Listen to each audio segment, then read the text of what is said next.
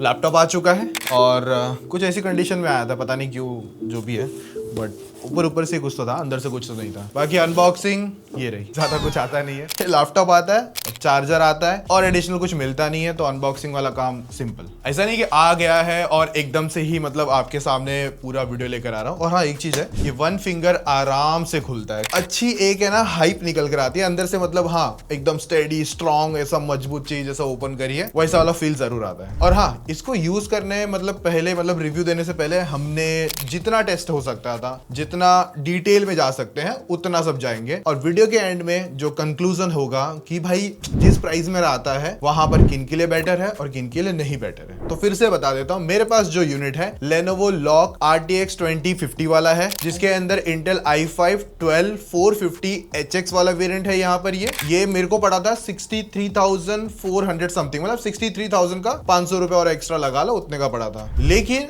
अभी बीच में ना कुछ दिन पहले मतलब सेल होकर गई थी Amazon की, उस पर ये लैपटॉप मुझे 3,000 सस्ता देखने मिल रहा था, 3 या 4,000। तो वहां पर ये लैपटॉप 59 या 60,000 के बीच में था। तो एक बार मन तो हुआ था Amazon की बोल के कि भाई रिटर्न होता है क्या, लेकिन पॉलिसी इनकी पूरी चेंज हो गई है, तो डेफिनेटली वो चांस नहीं था। और अगर मैं वेट करता तो मुझे वो 3 से 4,000 का एक्स्ट्रा डिस्काउंट जरूर मिल जाता। मतलब कुछ कार्ड वार्ड नहीं था, डायरेक्टली ही प्राइसिंग से ही कम हो गया था। देखो, ये लैपटॉप का जो पर्सपेक्टिव हो सकता है, Lenovo ने जो डिजाइन करा है, मेरे दिमाग में आया था कि ये RTX 2050 क्यों इतना पुराना। लेकिन हाँ, एटलीस्ट GTX 1650 से बहुत ज्यादा बेटर तो होगा, एटलीस्ट मतलब थोड़ी ज्यादा पावर रहेगी। और GTX 1650 से बेटर डेफिनेटली हमको अच्छी चीज देखने मिलेगी। तो देखो, अभी यहाँ पर ये मेरे दिमाग में है, ये थोड़ा सा मैं कहूंगा गेमिंग की तरफ भी जाता है और थोड़ा ज्यादा प्रोडक्टिविटी, जो एडिटिंग करते हैं, जो ग्राफिक डिजाइन करते हैं, जो कलर्स को लेकर काम करते हैं, क्योंकि Lenovo ने इसकी जो डिस्प्ले है वो 100% sRGB पे रखी है, तो वहां पर ये प्रोडक्टिविटी के लिए भी अच्छा हो जाता है। और जिनको बेटर गेमिंग करनी है वहां पर भी एक अच्छा ऑप्शन है। बट हाँ, आगे टेस्टिंग में बेंचमार्क देख के पूरा बेटर आइडिया लगा सकते हो। बाकी रही बात इसकी बिल्ड क्वालिटी और लुक्स को लेकर, तो भाई बहुत स्ट्रॉन्ग ऐसा मॉन्स्टर मटेरियल लगता है। और एक चीज है कि यहाँ पर Lenovo ने ऐसे ज्यादा ट्राई नहीं करा कि इसको पूरा गेमिंग वाइब देते हैं, ना ही यहाँ पर इन्होंने कीबोर्ड पे RGB डाली है, जो कि मेरे हिसाब से अच्छी है। पीछे की तरफ जो लुक्स भी है वो भी मिनिमल रखे हैं। और मुझे ऐसा लगता है कि इनका रखने का रीजन ये हो सकता है कि हाँ, मतलब इनको गेमर्स को उतना ज्यादा अट्रैक्ट नहीं करना था, थोड़ा ऑफिशियल कमर्शियल यूज के लिए जो चीजें यूज होती है उस हिसाब से भी डिजाइन रखना था। और मुझे इस डिजाइन को लेकर कोई कंप्लेंट नहीं है, बहुत अच्छा है। इवन इसकी जो ये हिंचेस भी है वो भी बहुत ज्यादा स्ट्रॉन्ग है। और ये जो बैंड हो सकता है ना, वो लिटरली कुछ ऑलमोस्ट पूरा 180 सपाट हो जाता है, पूरा बैंड हो जाता है। बाकी ऊपर की तरफ टॉप फ्लिक्स तो मतलब थोड़ा सा होगा, और साइड में से तो बिल्कुल नहीं है। और इवन अगर कीबोर्ड की तरफ साइड में देखते हो तो कुछ नहीं है, थोड़ा सा है। और बीच में हल्का सा मिल सकता है, बट हाँ, हम लोग इतना हार्ड प्रेस करेंगे भी नहीं ज्यादातर, चांसेस जो है। वेट भी ऐसा नहीं कि हल्का फुल्का है, थोड़ा यस अच्छा खासा 2 किलो के ऊपर का माल है, तो कैरी करने में और ऊपर से चार्जर का वेट अलग होगा, तो वो दोनों चीजें आपको ध्यान रखनी पड़ेगी। और रही बात वॉबल को लेकर, तो अगर आप टेबल पे अगर इसे रख के टाइपिंग वाइपिंग कर रहे हो तो इतना कोई ज्यादा वॉबल इश्यू नहीं है। और रही बात, देखो इतना अगर ऐसे रखा है, हल्का हिल गया अगर इसको हाथ करूंगा, वरना अगर टाइपिंग करता हूं तो वॉबल वगैरह उतना ज्यादा कुछ नहीं, माइनर सा लगता है पर ठीक है, चल जाएगा। नेक्स्ट पोर्ट्स को लेकर बता देता हूं। साइड की तरफ इस तरफ कुछ भी नहीं है, पूरा एकदम खाचा, कुछ भी नहीं है। और बाकी दूसरी साइड देखते हो तो यहाँ पर टाइप सी पोर्ट मिलता है, जनरेशन 2 है। इसमें आप USB 10 Gbps तक का ट्रांसफर ले सकते हो। बाकी इस पर आप 140 वॉट का पावर डिलीवरी आउटपुट ले सकते हो, इसको दे नहीं पाओगे मतलब चार्ज वगैरह करके। ये पावर बैंक जो है 65 वॉट का आउटपुट देता है। इसके थ्रू अगर मैं यहाँ पे टाइप सी लगाता हूँ तो अभी यहाँ पर ये चार्ज हो रहा है। बाकी इसका जो मेन GPU कनेक्टेड है ना, वो Intel UHD ग्राफिक्स से कनेक्टेड है। बाकी अगर आप इसके HDMI से आउटपुट लोगे ना, 75 हर्ट्ज यूज कर सकते हो। और बाकी जो टाइप सी पोर्ट है ना, मेरे पास जो डोंगल था मैंने ट्राई करा तो उससे आउटपुट तो नहीं आया भाई। बाकी देखो, Lenovo की ऑफिशियल वेबसाइट भी ये बोला गया कि 8K तक का सपोर्ट है, पर हमने ट्राई करा, हमको तो नहीं दिखा भाई। थोड़ा अभी स्पेसिफिकेशन देख लेते हैं। तो ये आता है, फिर से बता दे रहा हूँ, ये आता है Intel i5 12450HX और ये 10nm पर निकल कर आता है, जहां पर 4 परफॉर्मेंस कोर्स आते हैं और 4 एफिशिएंट कोर्स आते हैं और 12 थ्रेड्स है, मतलब 8 कोर 12 थ्रेड्स के साथ में यहां पर आपको ये लैपटॉप देखने मिलता है। यहीं पर आपको Nvidia का GeForce RTX 2050 4GB VRAM के साथ में DDR6 वाला ग्राफिक कार्ड इनबिल्ट देखने मिल रहा है। और अगर आप मल्टीटास्किंग वगैरह करना चाहते हो तो 24GB RAM इसके अंदर ऑन बोर्ड आती है। ये है DDR5 4800 मेगाहर्ट्ज के साथ में, जहां पर इसकी रीड एंड राइट की स्पीड अगर अगर आप देखोगे यहाँ पर ये जनरेशन 4 देखने मिलती है और इसकी रीड एंड राइट की स्पीड भी यहाँ पर आपको एक बार डिसेंट देखने मिल जाएगी और अपग्रेड कर सकते हो अप टू 1 TB तक। और जो ग्राफिक कार्ड है ना उसकी 65 वॉट की TGP मिलती है। और बाकी विंडोज 11 आपको पहले से इंस्टॉल्ड मिलता है, जेन्युइन वाला जो है होम सिंगल लैंग्वेज 64 बिट। बाकी जो इसका डिस्प्ले है वो भी मुझे इंप्रेसिव लगा है क्योंकि 15.6 इंचेस का IPS FHD डिस्प्ले है जहां पर आप 144 हर्ट्ज का पैनल है और 300 की पीक ब्राइटनेस मिलती है। और यहीं पर ये लैपटॉप एंटी ग्लेयर कोटिंग के साथ में आता है, तो अगर लाइट या रिफ्लेक्शन अगर बैक से ज्यादा आता है तो ये चीजों को कट ऑफ करता है और आपको डिस्प्ले पे जो विजिबिलिटी आनी चाहिए वो अच्छी से निकल कर आती है। और रही बात व्यूइंग एंगल्स को लेकर, तो मैं अगर ये एंगल से भी चीजें देख रहा हूं, मतलब लैपटॉप के ऑलमोस्ट मैं कितना 4-5 डिग्री इधर आ चुका हूं, तो ऑफकोर्स चीजें विजिबल है अच्छी तरीके से। और ये डिस्प्ले का जो रेशियो है 16:9 आता है क्योंकि मोस्ट ऑफ है ना आजकल 16:10 वाले रेशियो भी देखने मिल जाते हैं, तो जस्ट ये चीज हाईलाइट बने कर दी। बाकी बेजल्स भी मैं कहूंगा 3 साइड से तो अच्छे हैं, नीचे से ऑफकोर्स ब्रांडिंग और बाकी सारी चीजें होती है तो सॉर्टेड देखने मिलता है। और इस डिस्प्ले की सबसे अच्छी बात यह है ये 100% sRGB के साथ में है, जहां पर आप अपना कंटेंट देखोगे तो ऑफकोर्स अच्छा खासा कलरफुल वाइब्रेंट लगता है। और दूसरी चीज, अगर आप कंटेंट क्रिएशन में हो या फिर कोई ऐसा काम करते हो जहां पे प्रोफेशनल कलर ग्रेडिंग लगती है, तो ये डिस्प्ले की कलर एक्यूरेसी पर आप पूरा भरोसा रख सकते हो क्योंकि 100% sRGB है। तो अगर आप लाल एकदम प्रॉपर रेड जो एक्यूरेट है वो यूज करना चाहते हो तो एकदम प्रॉपर रेड होता है। वरना अगर आप देखने जाओगे ना बहुत सारे लैपटॉप मिलते हैं जहां पर 45% की NTSC या 60-70% का sRGB मिलता है, तो जिस पे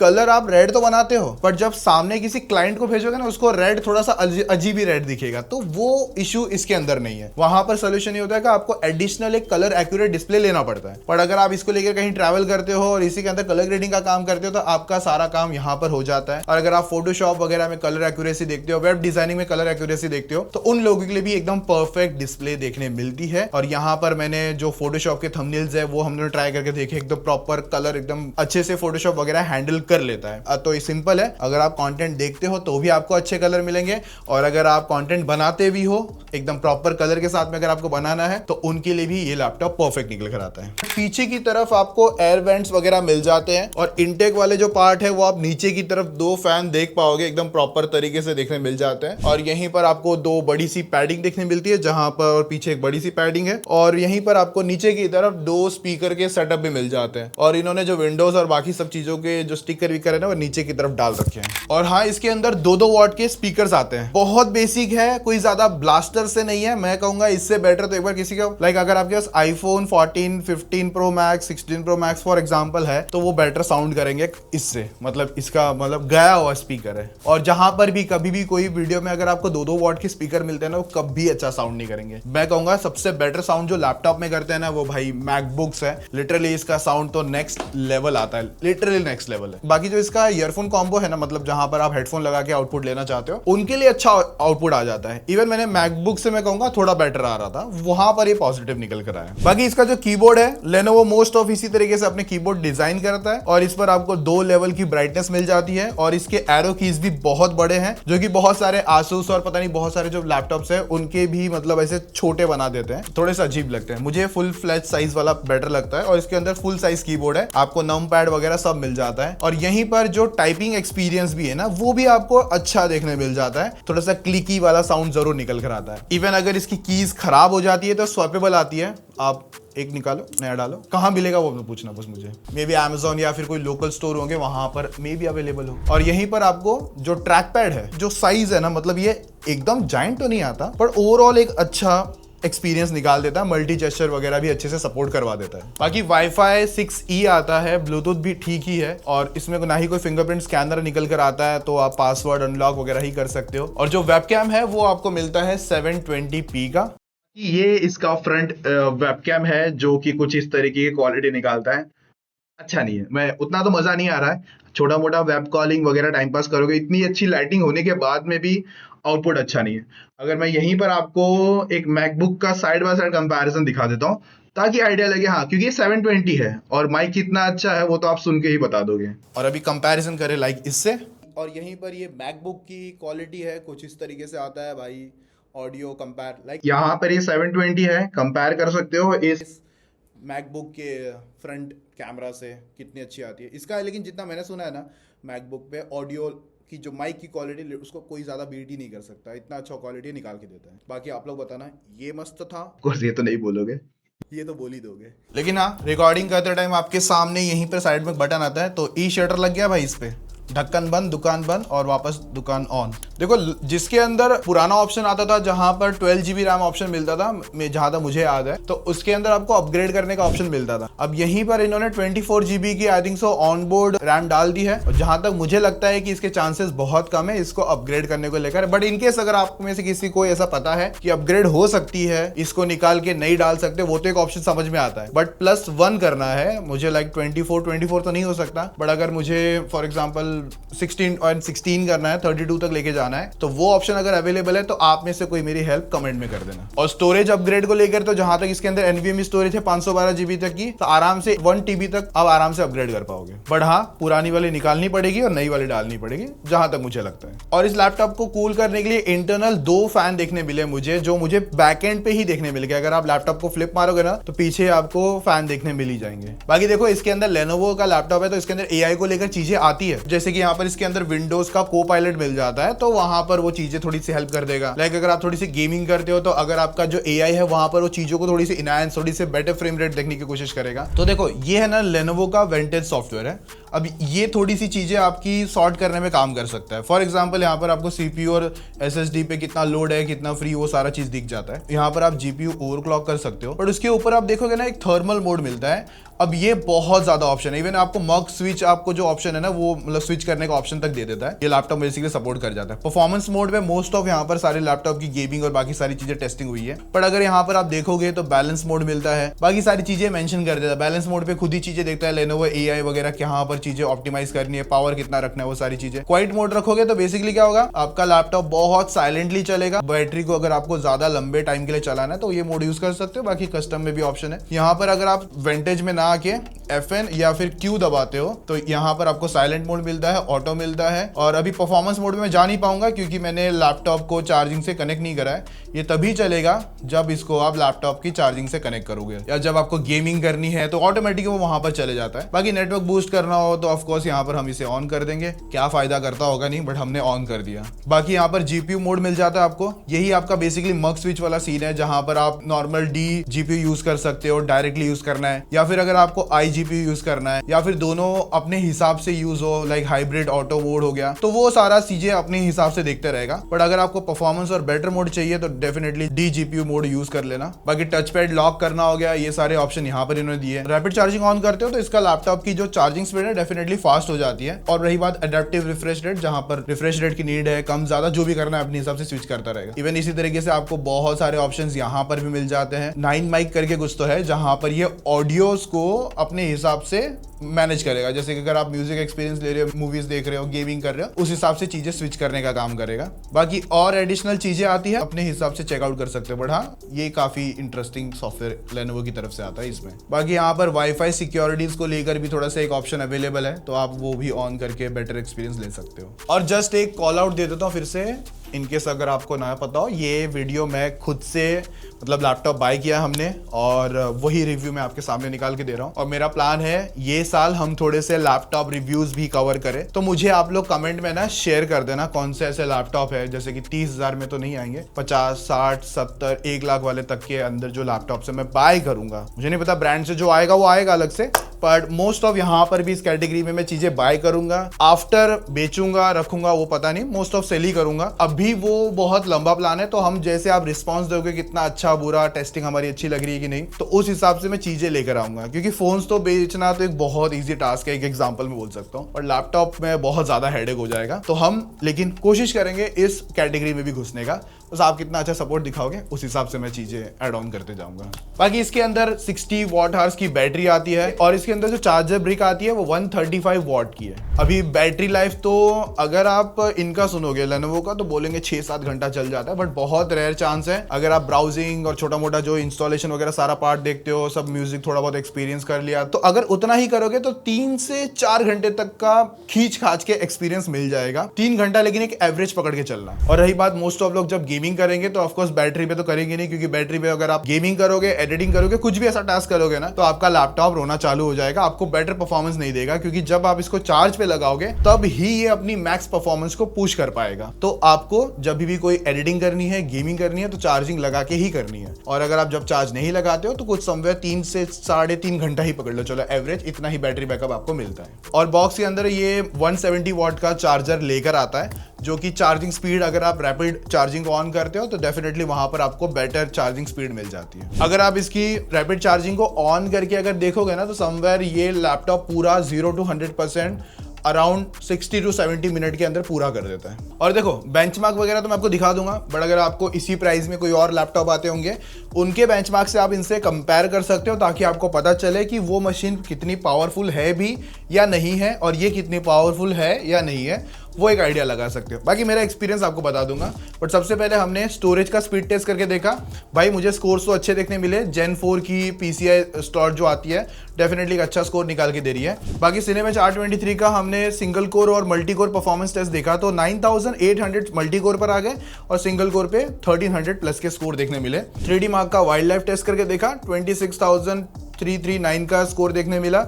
और जीपीयू का भी आप एवरेज टेस्ट देख सकते हो, समवेयर 157 FPS निकल कर आए। और टाइम स्पाई स्कोर करके देखा तो 4543 का स्कोर देखने मिला, और जिस पर सीपीयू एंड जीपीयू की भी आप स्कोर चेकआउट कर सकते हो। Geekbench 6 के स्कोर सिंगल कोर पे 2185 और मल्टी कोर पर 9470 है, और जीपीयू का स्कोर देखोगे तो 47,000 प्लस के स्कोर निकल कर आते हैं। लाइक इसी के जो स्कोर्स है, ये लैपटॉप के सीपीयू स्कोर्स वगैरह, इसको ही अगर हम Geekbench 6 से भिड़ाए अपने मैकबुक M4 मिनी से, तो आप दोनों में डिफरेंस निकाल सकते हो कि कौन ज्यादा पावरफुल है। तो चलो यहाँ पर तो ये नंबर्स तो आपने देख लिया, अब मैं बताता हूँ नॉर्मल रियल टेस्ट में कैसा निकल कर आया। तो देखो, अगर आप इसके अंदर फोटोशॉप करना चाहते हो तो आराम से सब कुछ कर सकते हो, even colour grading, scales, zoom, multiplier, मतलब 4 से 5 ऊपर वाले प्रोजेक्ट्स खोल सकते हो फोटोशॉप पे एट ए टाइम, और आराम से आप अपना एडिटिंग वाला काम कर सकते हो, कलर ग्रेडिंग वाला काम आराम से कर सकते हो। और कलर एक्यूरेसी को मैंने पहले ही बता दिया, वो अच्छा है, वहां पर कोई इशू नहीं है। दूसरी चीज प्रीमियर आता है, तो प्रीमियर पर आप 1080p तक का, 60 FPS तक का, चाहे शॉर्ट्स हो गया, चाहे फुल प्रोजेक्ट्स हो गया, वो आप एक अच्छी तरीके से एडिट इसके अंदर कर पाओगे। और वहीं पर आपको मतलब 4 से 5 के ऊपर के मतलब लेयर्स वगैरह आप आराम से झेल सकते हो। बट बहुत फैंसी एडिट करते हो ना, तब थोड़ा सा आपको थोड़ा सा शांत रहना पड़ेगा। अगर आपका एक एडिटिंग स्टाइल है जहां पर आपको पता है कि 3 से 4 लेयर लग जाती है आपकी फुटेज की, मेन ए रोल हो गया, बी रोल हो गया, थोड़े से और एक्स्ट्रा फुटेजेस आ गई, थोड़ी इमेजेस लग गई, थोड़ा कलर ग्रेडिंग हो गया, तो वहां पर ये 1080p 60 तक आराम से कर देगा आपको एडिट वाला काम। पर अगर आप 4K में 2 लेयर तक पकड़ के चल लो, 2 से 3 लेयर, और एकदम मिनिमल वाला एडिट करते हो, तो आपको ये मशीन ठीक पड़ेगी। बट आप बहुत फैंसी एडिट करते हो तो उनके लिए थोड़ा सा, जहां पर ग्राफिक्स इंटेंस थोड़ा ज्यादा होगा, आफ्टर इफेक्ट्स वाली फाइल जो है, एक एग्जांपल समझ के चल ले, तो 10 सेकंड तक की भी मतलब एक ठीक ठाक तरीके से एडिट कर पाओगे। बहुत एक्सट्रीम लेवल तक आप मतलब सोचोगे कि, और वैसे भी जो प्राइसिंग है ना, उसमें इतना ज़्यादा सोच भी नहीं सकते, उसके लिए फिर 1 लाख के ऊपर की मशीन आती है। बट जिस प्राइसिंग पर है वहाँ पर ऑफकोर्स आपको अच्छी परफॉर्मेंस देखने मिल जाएगी। बट 4K थोड़ी सी कम रिकमेंडेड है, बट हाँ, वो भी 10 बिट वाली नहीं बोल रहा हूँ मैं, 8 बिट वाली 4K बोल रहा हूँ। बाकी आप कोडिंग करना चाहते हो आराम से कर सकते हो। बाकी अगर आप एंड्रॉइड स्टूडियो चलाना चाहते हो वो भी कर सकते हो। बाकी ब्लेंडर और 3D मैक्स वगैरह जो माया सॉफ्टवेयर्स होते हैं, वो भी एक डिसेंट टाइप से चला लेगा। बाकी देखो, हर फील्ड में क्रिएटिविटी है, तो आप जितना अच्छा क्रिएटिव वर्क करोगे तो आपको मशीन भी उस हिसाब से रिक्वायर्ड होगी। अब वो क्रिएटिविटी मैं मैच नहीं कर पाऊंगा, मतलब फॉर एग्जांपल मेरी क्रिएटिविटी मुझे पता है कि उस हिसाब से ये लैपटॉप कितना झेल सकता है। एक चीज़ है, मैंने ना रिसेंट टाइम में ना मैकबुक M4 Pro बाई किया है, मिनी। तो मुझे ना, मैंने M4 का तो मिनी का ऑलरेडी रिव्यू कर दिया, प्रो का भी अगर आपको वीडियो देखना है और क्या क्या चीज़ें उसके अंदर जाननी है, वो मुझे आप कमेंट में एक बार पूछ ज़रूर लेना। मैं जब उसका भी बहुत जल्दी रिव्यू आएगा तो डेफिनेटली मैं वहाँ पर चीज़ें आपको शोकेस कर दूंगा। ऑफकोर्स M4 से बहुत ज़्यादा पावरफुल ज़रूर निकल कर आता है, और जो M4 Pro है वो समवेयर 1.5 लाख का आता है। ऑलमोस्ट 90,000 एक्स्ट्रा, या अगर आपको ऑफर मिल गया तो 1 लाख एक्स्ट्रा आपको M4 Pro का पे करना पड़ता है। तो अगर उसका भी रिव्यू चाहते हो तो कमेंट जरूर बता देना। और देखो बहुत लोग कभी कभी पूछते हैं क्लिप स्टूडियो पेंट करके एप्लीकेशन है तो वो कैसी चलेगी, तो वो भी ये मशीन आराम से हैंडल कर लेगा। अभी थोड़ा सा गेमिंग को लेकर बात करते हैं। और ऑफ कोर्स इसके अंदर 144 हर्ट्ज की डिस्प्ले है, तो यहाँ पर वैलोरेंट तो हमको टेस्ट करना ही था, तो थोड़े से यहाँ पर हम लोग ने गेम टेस्ट करके देखे हैं। सबसे पहले GTA 5 ट्राई करा है और उसके अंदर हमको मोस्ट ऑफ जो FPS है ना 50 to 60 देखने मिले, और हम लोगों ने थोड़ा सा ग्राफिक्स में हल्का सा चेंज भी किया था, बट इतना तो श्योर है मोस्ट ऑफ ये 60 to 70 आपको बेटर FPS दे ही देगा। नेक्स्ट गेम ट्राई करा था PUBG PC, और जिस पर अल्ट्रा रखा था हमने ग्राफिक्स, और वहां पे भी थोड़े से ट्विक करने के बाद में मोस्ट ऑफ 60 के अबव FPS निकल कर आ जाते हैं, और सम सिनारियो में 70 के अब FPS भी निकल कर आते हैं। फिर लास्ट में अपना जो वैलोरेंट तो करना ही था क्योंकि 144 हर्ट्ज की डिस्प्ले थी, तो दैट्स वाई यहाँ पर हम लोग ने थोड़ा सा कस्टम सेटिंग में ग्राफिक्स में हल्के से चेंज करके यहाँ पर उसमें भी मोस्ट ऑफ हार्ड सिनारियो में भी 100+ FPS निकल कर आ जाते हैं। तो गेमिंग के लिए भी यहाँ पर ये मशीन आपको एक अच्छा ऑप्शन मिल जाती है, और तीनों गेम की टेस्टिंग करते टाइम में जो CPU टेम्परेचर्स भी है वो भी अच्छी तरीके से कंट्रोल देखने मिले। बाकी इसके अंदर जो Xbox का 3 महीने का पास आता है ना, गेमिंग पास, वो तो मिलता है, बाद में आपको अपग्रेड करना पड़ेगा पैसा डाल के। और यहीं पर आपको माइक्रोसॉफ्ट ऑफिस मिलता है जो कि फ्री है, और लाइफ टाइम स्टूडेंट और होम देखने मिलता है, 2021 है आई थिंक सो अगर फाइनल कंक्लूजन निकाले तो ये जो मशीन है प्रोडक्टिविटी को एक अच्छा नंबर मैच करवाती है, और इवन जो बहुत एक अच्छा गेमिंग एक्सपीरियंस चाहते हैं, जो कि काम के साथ कभी कभी फन टाइम अगर निकालना चाहते हैं, तो वहाँ पर भी ये मशीन अच्छे से सॉर्टेड काम कर जाती है। ऑफकोर्स 2050 RTX आता है, अगर आप इसे 3050 से कंपेयर करोगे तो 3050 डेफिनेटली थोड़ा ज़्यादा पावरफुल है, उसके ऊपर वाले भी पावरफुल है, बट 60,000 की प्राइस में जो पहले GTX 1650 आया करते हैं तो उनसे डेफिनेटली ये ज़्यादा पावरफुल है। और देखो ऑलरेडी मैंने इसका पहले एक और वीडियो बनाया इसी लैपटॉप के साथ में, जो RTX 3050 के साथ में आता है, और वहीं पर i5 13450 HX भी था उसके अंदर, तो वो ऑफ कोर्स थोड़ा महंगा है, मतलब 76,000 आज की प्राइस से लगा लेते हैं तो 13,000-12,000 रुपए आपको महंगा मिल जाता है 3050 वाला लैपटॉप। तो अगर आप उसकी डिटेलिंग और उसकी रिव्यूज देखना चाहते हो तो वो भी आई बटन में समवेयर में कहीं पिन कर दूंगा, तो देख लेना। तो मुझे तो ये मशीन सॉर्टेड लगी थी और मैंने इस तभी से बाय किया और रिव्यू आपके सामने डाल रहा हूँ। बाकी आपके और कोई मतलब क्वेश्चन रह गए होंगे तो वो कमेंट में पूछ लेना। एक लॉन्ग टर्म रिव्यू लाइक 2 महीने बाद का एक एग्जांपल, तब मैं आपको और बेटर वे से समझा पाऊंगा अब ये मशीन अच्छी भी है या नहीं है। क्योंकि देखो फैंस वगैरह अंदर है, थोड़ी सी जब घर में यूज़ करेंगे तो धूल मट्टी घुस जाती है लैपटॉप्स वगैरह में, फिर हम लोग यूज़ करते हैं तो थोड़ा सा और फाइल्स वगैरह और कैशे फाइल्स वगैरह बन के थोड़ी मशीन डाउनग्रेड हो जाती है। तो वो 2 महीने के एक्सपीरियंस के बाद में और क्या सही रहा बुरा रहा, या आप में से कोई ये लैपटॉप ऑलरेडी यूज़ कर रहा है, 6 महीना हो चुका है, 2 महीना हो चुका है, 1 साल हो चुका है फॉर एग्जाम्पल, तो कमेंट में अपने रिव्यू भी छोड़ के जाना ताकि बहुत लोगों की हेल्प हो जाए। और इसे बाय करने का लिंक या जो भी इससे बेटर मशीन या इसके ऊपर वाली जो मशीन्स आती होगी उन सभी के लिंक मैं डिस्क्रिप्शन या फिर इन शॉप बटन्स वगैरह में ऐड ऑन कर दूंगा, तो वहाँ से भी आप चेकआउट कर सकते हो। और नेक्स्ट कौन सा लैपटॉप रिव्यू करें कमेंट बता के जाना, और वीडियो अच्छी लगी है, डिटेलिंग अच्छी लगी तो वो भी बता देना। और यहीं पर एक और वीडियो आ रही है, क्लिक करके चेकआउट कर सकते हो। मिलते हैं नेक्स्ट वीडियो में, तब तक के लिए बाय।